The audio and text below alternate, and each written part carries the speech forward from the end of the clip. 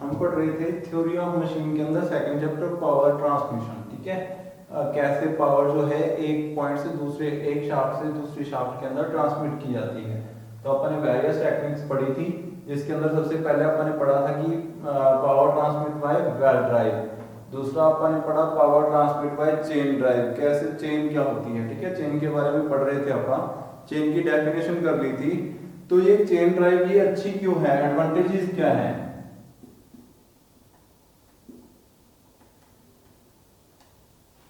Advantages of chain drive।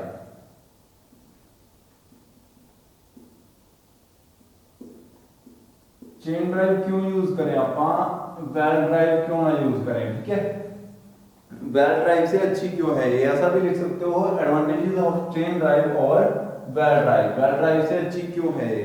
तो सबसे पहले तो perfect velocity ratio, perfect velocity ratio, ratio जो है वो परफेक्ट मिलती है। ठीक है, परफेक्ट वेलोसिटी रेशियो, क्योंकि इसके अंदर स्लिपेज नहीं होती, as no slippage takes place, as no slippage takes place, slippage नहीं होती, जिसके कारण जो है वेलोसिटी रेशियो वो क्या मिलती है आपको, 100% मिलती है। 100% नहीं कह सकते, 98% तक परफेक्ट मिलती है वेलोसिटी रेशियो। ठीक है, तो 98% तक आपको परफेक्ट वेलोसिटी रेशियो मिलती है। ठीक है, हाई इसको बोलते हैं एफिशिएंसी, हाई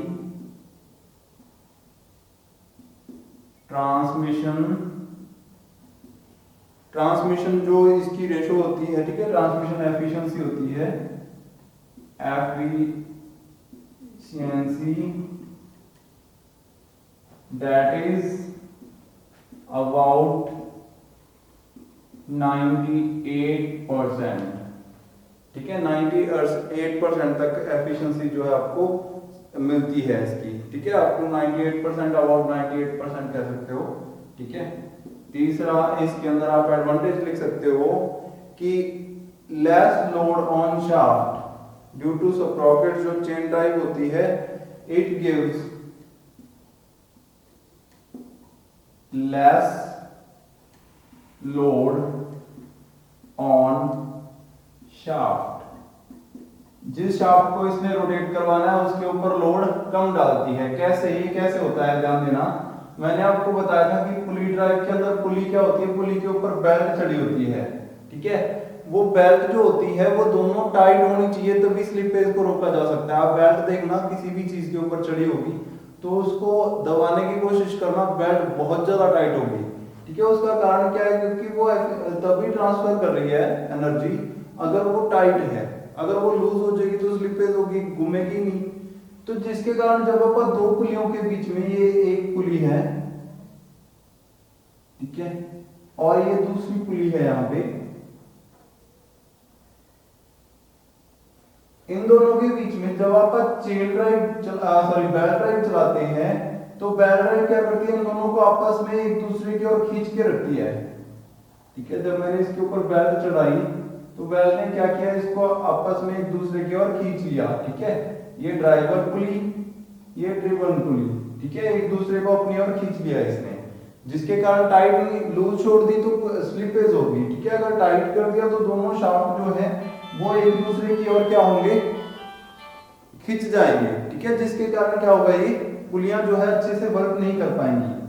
ठीक है, अब ध्यान दो, जैसे यहाँ पे दोनों शाफ्ट है, दोनों शाफ्ट से एक दूसरे की ओर खींची पड़ी है।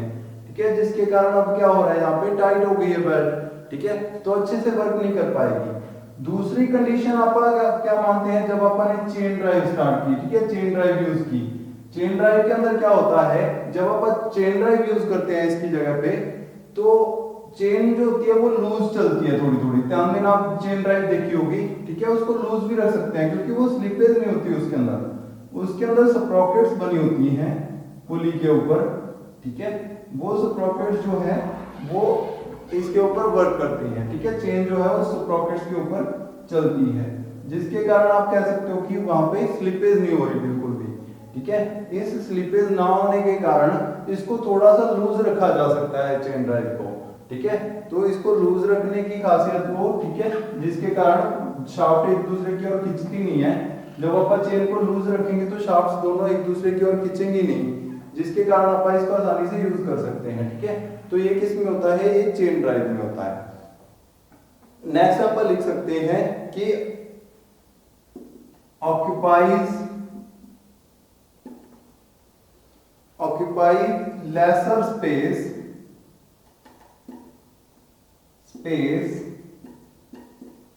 जो है वो कम घेरती है ये, then according to its width, in width ऐसे लिख सकते हो, in width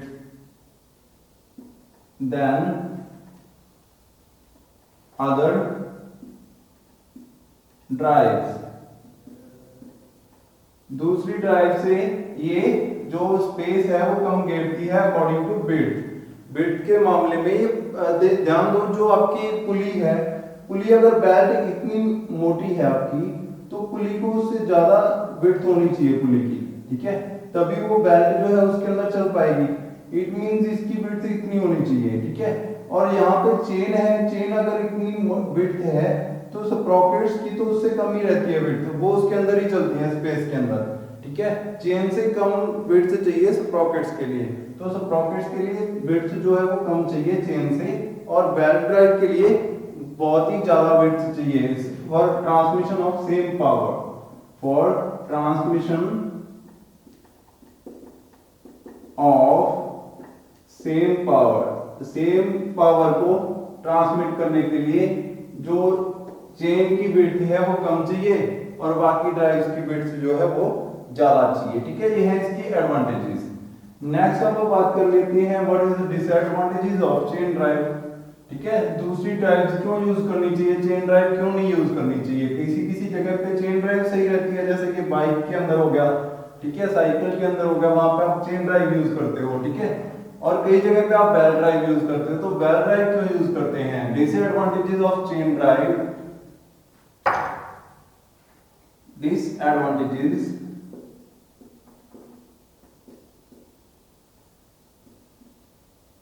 of chain drive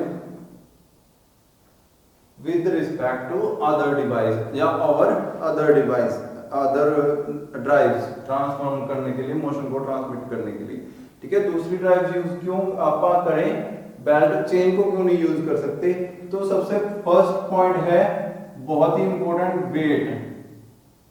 weight of chain is more than belt। जो बेल्ट का वेट है, ठीक है, चेन का वेट है वो बेल्ट से ज्यादा है, जिसके कारण आप बेल्ट जो है यूज करेंगे, चेन नहीं यूज करेंगे। ठीक है, कहीं कहीं पे तो चेन यूज होती है, यहाँ पे पावर ट्रांसमिशन ज्यादा करना है, लोड का वो है, ठीक है, नजदीक है आपके दोनों शाफ्ट्स, ठीक है, वहां पे आप चेन का यूज करते हैं। लेकिन अगर लंबी चेन बनानी हो, लंबी चेन तो बहुत ज्यादा हैवी हो जाएगी, जिसके कारण वो वर्क ही नहीं कर पाएगी, तो वेट के कारण आप इसको वहां पे यूज नहीं कर सकते। ठीक है, दूसरा प्रोडक्शन कॉस्ट जो है चेन का ज्यादा है। ठीक है, चेन को बनाने के लिए जो कॉस्ट लग रहा है वो ज्यादा है, ऑफ चेन इज हाई या हायर देन अदर ड्राइव्स, जैसे बेल्ट। ठीक है, बेल्ट से ज्यादा है इसका कॉस्ट, बनाने का कॉस्ट। ठीक है, ये it needs proper maintenance.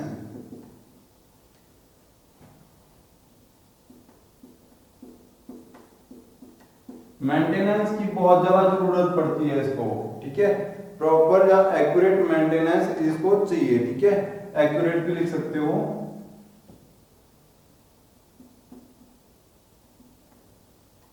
Accurate maintenance इसको चाहिए होती है। ठीक है, तो ये इसके लिए इसका ध्यान रखना जरूरी है, इसको मेंटेन करना है, इसको ग्रीस करना बार बार। ठीक है, इसके ऊपर लुब्रिकेशन करना बहुत ज्यादा जरूरी है। ठीक है, नहीं तो ये खराब हो जाएगी, टूट जाएगी। ठीक है, तो इसकी मेंटेनेंस रखना बहुत ज्यादा जरूरी है, ये चेन ड्राइव के लिए है। ठीक है, चेन ड्राइव आप क्यों यूज करें। नेक्स्ट आता है टर्मिनोलॉजी, मतलब कि टर्म्स कौन कौन सी यूज होती हैं चेन ड्राइव के अंदर। तो terms used in chain drive, chain drive के अंदर कौन कौन सी टर्म्स हैं जो आप यूज करते हैं। सबसे फर्स्ट वन है स्प्रॉकेट्स। स्प्रॉकेट्स क्या होती हैं।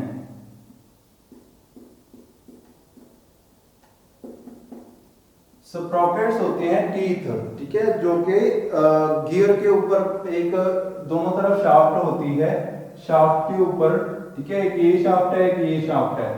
आपका ने इन दोनों शाफ्ट को घुमाना है, ये वाली ड्राइवर शाफ्ट है, वो वाली ड्रिवन शाफ्ट है। अगर मैं इसको घुमाऊं तो वो घूमे, तो इसके ऊपर एक स्प्रॉकेट चढ़ाई जाती है, ठीक है। वो स्प्रॉकेट के ऊपर टीथ बने होते हैं, ठीक है, ऐसे करके।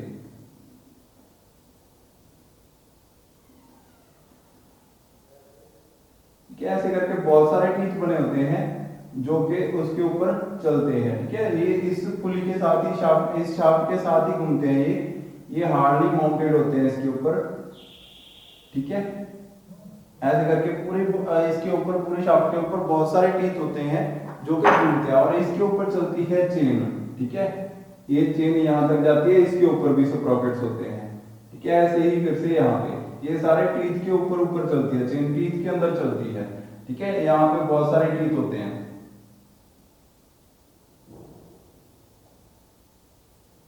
ठीक है, और उन्हीं टीथ के अंदर आपकी चेन जो है वो वर्क करती है। यहाँ पे भी ऐसे ही होते हैं, ठीक है। इन टीथ के साथ जो गियर है, पूरा का पूरा गियर सिस्टम है, इसको बोलते हैं स्प्रॉकेट, ठीक है। ये जो टीथ के साथ पूरा गियर सिस्टम है, इसको बोलते हैं स्प्रॉकेट, ठीक है। तो स्प्रॉकेट क्या है, the wheel over which chain is run is called Sprocket. The wheel over which chain is run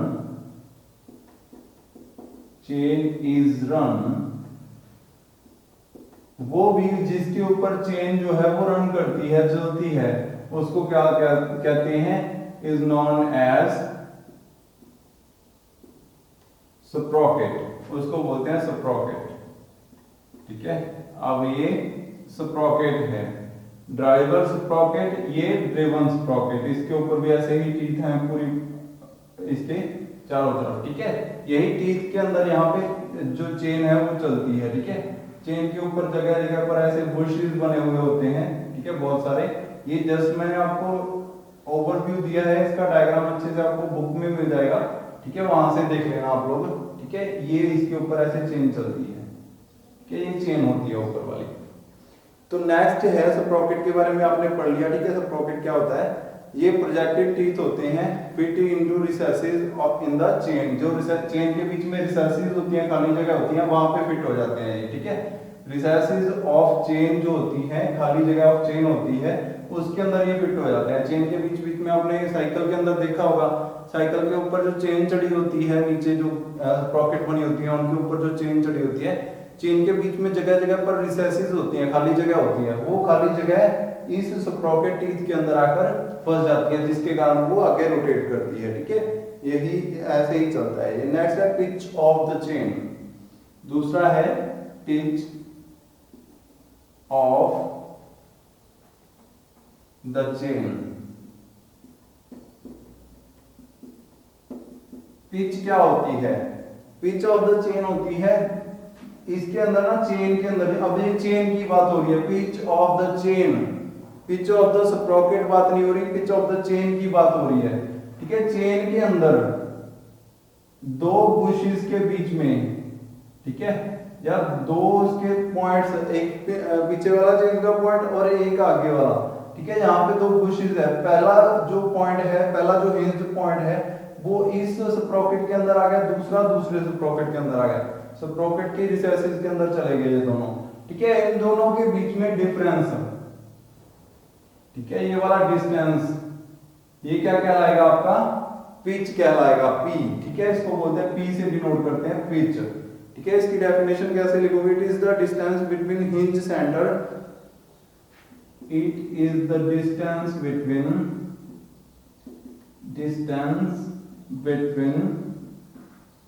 hinge centre, hinge जहां पे वो दो लिंक आपस में ऐसे जुड़े हुए होते हैं चेन के। ठीक है, और दोनों आपस में अलग अलग मूव कर सकते हैं। ये चेन है, ये चेन का पहला हिंज पॉइंट है, ये दूसरा हिंज पॉइंट है। इन दोनों के बीच में जो डिस्टेंस है उसको बोलेंगे अपन पिच। ठीक है, the distance between hinge of first link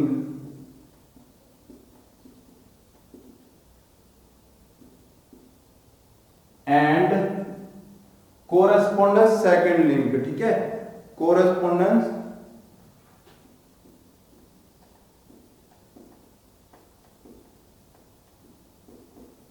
second link,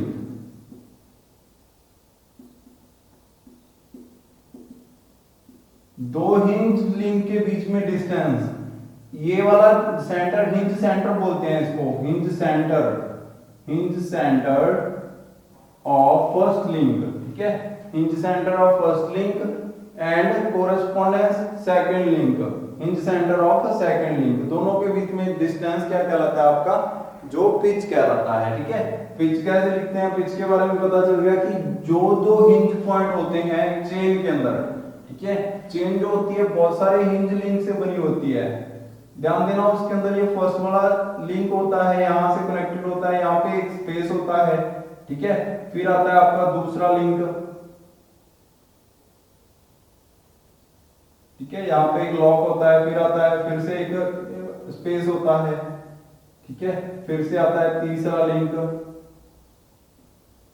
ठीक है, ऐसी ही रहती है चेन, आपने देखा होगा। ठीक है, ऐसी चेन रहती है। तो इसके अंदर यहां से लेकर ये हिंज्ड पॉइंट होता है, यहां से जो पीछे वाला लिंक है उसको आपस में मूव कर सकते हो।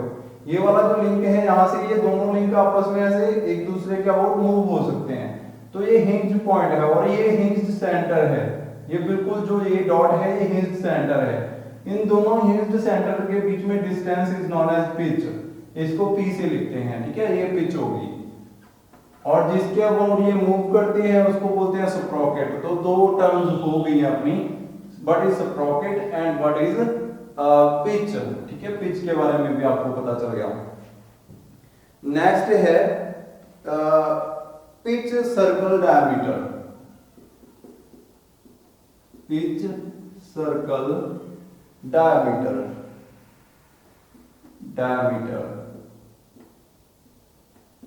पिच सर्कल डायमीटर, PCD बोलते हैं इसको। What is PCD?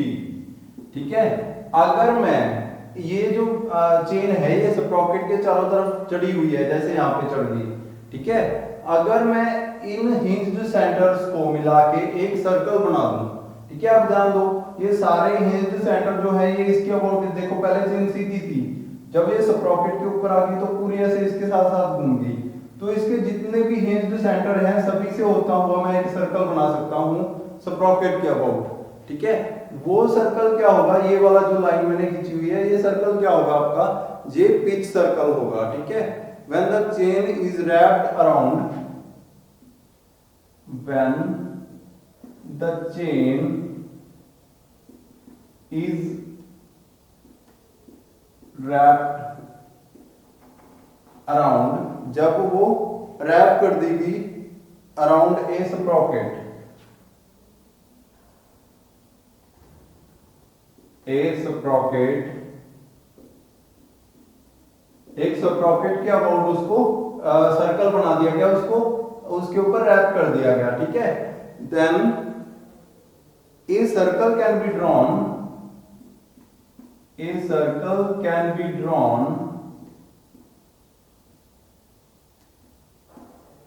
through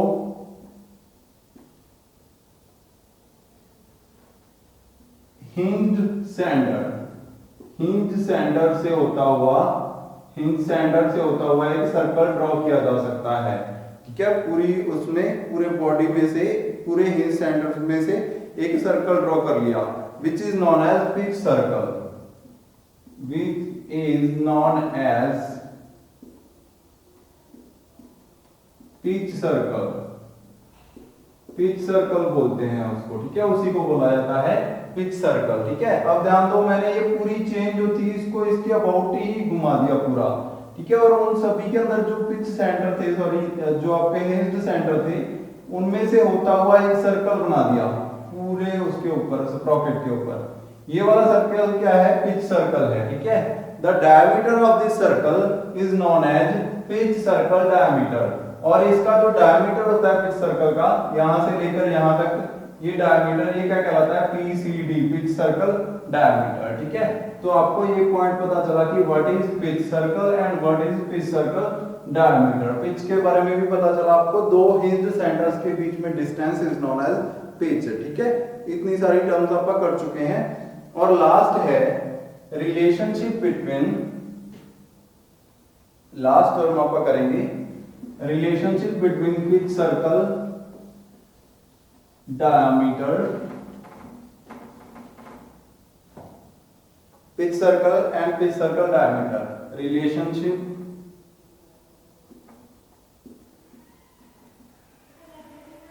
between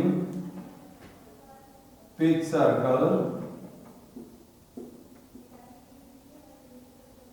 and pitch circle diameter।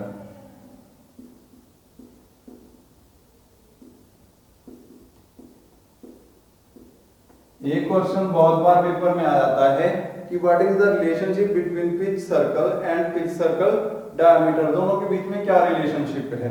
ठीक है, pitch circle diameter is 2r, 2r radius का 2 गुना होता है।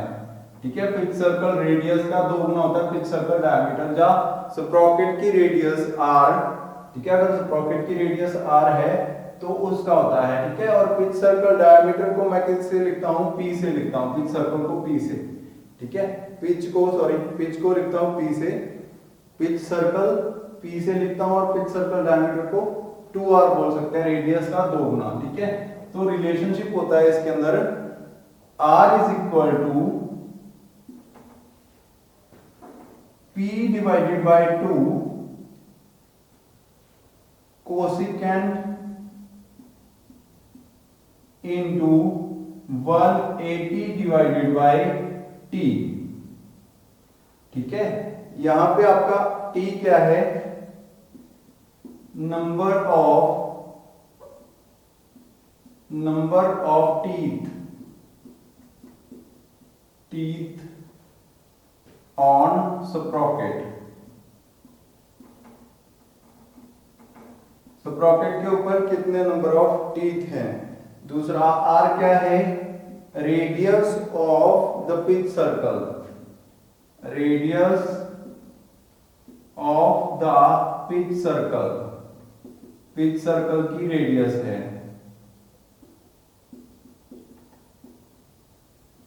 और तीसरी कौन सी टर्म है इसके अंदर? p पिच सर्कल हो गया। ठीक है, p तो पिच होगी total, p is equal to total pitch, pitch को p से लिखते हैं। ठीक है, पिच। ठीक है, और कौन सी टर्म है इसके अंदर? t आपको पता चल गया। ठीक है, r रेडियस ऑफ पिच, ठीक है, pitch circle sorry, t number of T, और p पिच। ठीक है, ऐसे आपका इसके अंदर तो रिलेशनशिप पूछ ले कि what is the relationship between r p and t, ऐसा भी पूछ सकता है। What is the relationship radius of pitch circle and number of teeth and pitch, इन तीनों के बीच में क्या रिलेशनशिप है। ऐसे भी क्वेश्चन आ सकता है, क्वेश्चन सिंपल भी आ सकता है, relationship between pitch circle and pitch circle diameter. तो आपने वही वाला जो मैंने आपको बताया है, ठीक है, फॉर्मूला लिखना है और उसकी सारी डिटेल्स लिखनी है कि कौन कौन सी चीजें उसके अंदर होती हैं। ठीक है, नेक्स्ट है आपका टाइप्स ऑफ चेन। चेन कितने प्रकार की होती हैं। ठीक है, टाइप्स ऑफ चेन।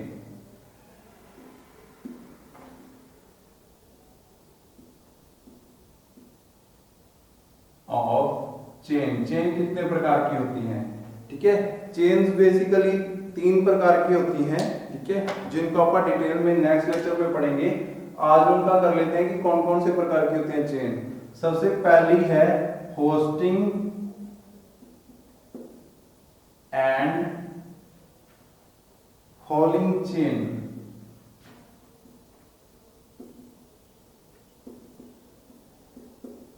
ये फर्स्ट टाइप है, ठीक है, होस्टिंग एंड हॉलिंग चेन। दूसरी है कन्वेयर चेन या कन्वेइंग चेन, जो कन्वे करने में यूज होती है। गाड़ियों को एक जगह से दूसरी जगह, मटेरियल को एक जगह से दूसरी जगह, या टैंक के नीचे जो चलती हैं वो भी कन्वेयर में आएंगी, ठीक है, कन्वेइंग चेन्स।